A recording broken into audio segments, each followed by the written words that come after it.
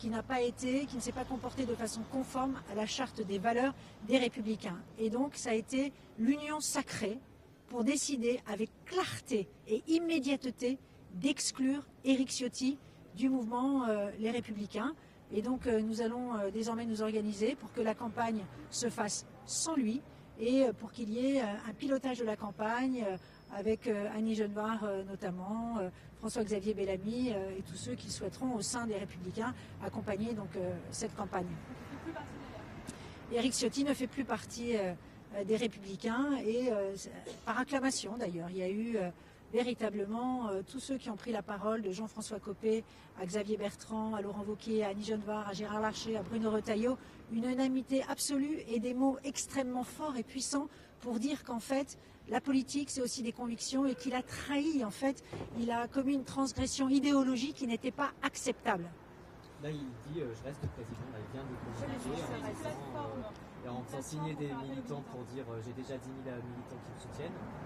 Est-ce que vous craignez que ça dure des semaines, des mois? Oui, mais vous savez, c'est l'énergie du désespoir. C'est l'énergie du désespoir tout simplement. On imagine parfaitement sa déception.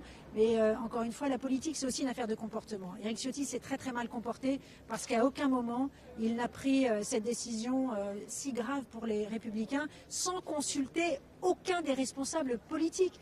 Est-ce que vous imaginez un seul homme prendre une telle décision et s'asseoir comme ça sur l'ADN politique et historique d'une famille politique? C'est juste inadmissible et donc il a tout simplement eu la monnaie de sa pièce. Vous avez des collègues sénateurs LR favorables à l'exclusion d'Éric Ciotti après cette décision unilatérale qui disent qu'il faut redonner la parole aux militants.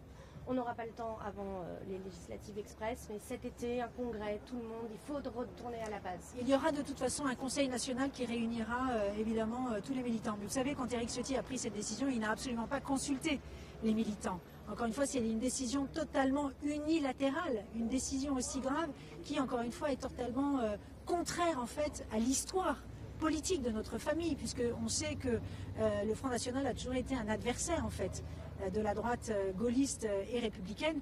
Et donc dans ces conditions, honnêtement, ce qui ressort de ce bureau politique, c'est l'absolue clarté de la décision qui a été prise d'exclure Éric Ciotti du parti Les Républicains, et puis deuxièmement, de considérer aujourd'hui qu'il était temps maintenant de retrouver une colonne vertébrale et de dire que nous constituons une droite indépendante et totalement autonome, c'est-à-dire ni macroniste, ni lepéniste. Ce congrès, c'est pour quand? Écoutez, ça va être réuni assez rapidement, parce que les militants ont été totalement déboussolés aussi de cette décision. Moi-même, je suis présidente de la 2e fédération Les Républicains de Paris, et j'ai reçu un mail à la minute depuis 48 heures. C'est assez impressionnant.